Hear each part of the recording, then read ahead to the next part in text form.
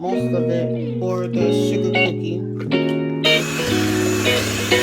The butter one, I know it used. Okay, this is how they welcome back, guys. Today we are gonna make oatmeal chocolate chip cream cheese bars.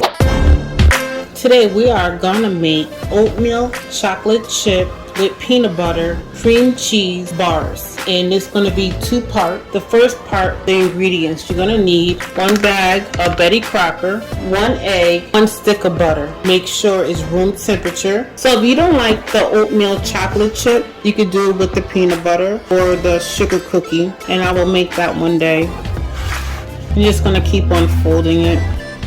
So we're going to put this on the side, and then we're going to start making our filling. So for the filling, the only ingredients you're going to need: 1 8-ounce cream cheese, 1/3 cup of sugar, 1 egg, and a half a teaspoon of salt, 1 tablespoon of flour, and a half a teaspoon of vanilla. And I don't know if I said in the beginning, have the oven on at 350 so scrape down the sides. Sorry guys. So that was the salt, the vanilla, 1 tablespoon of flour, that on the side.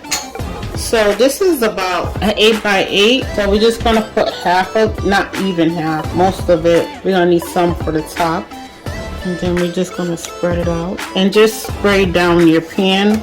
Or you could have what is that called, the paper. I have a brain fart, so you could put that down, or foil. So you can use your hands if you like. And if you do, so for it not to stick on your hand, just spray your hand down with like with one of the spray cans, like Pam or something. So you're just gonna, then you're gonna put your cream cheese filling right on top of it. So just spread it out evenly. And the rest you're just gonna drop it. And it doesn't have to be perfect. Remember, it's your kitchen. You could cook it the way you want to cook. So the peanut butter one, I know it used oil in that one. So it's really like almost following the directions on the back of the packet. And I have, this is peanut butter and chocolate. So just throw it in there. Ooh, my bad, making a mess. So it's going to be in a preheated oven at 350, 30 minutes. Everybody's oven is different. So you're just going to let it cool. Okay, this is how they look out the oven. I cut them. I hope that you enjoy, and thank you for coming back. See you next time.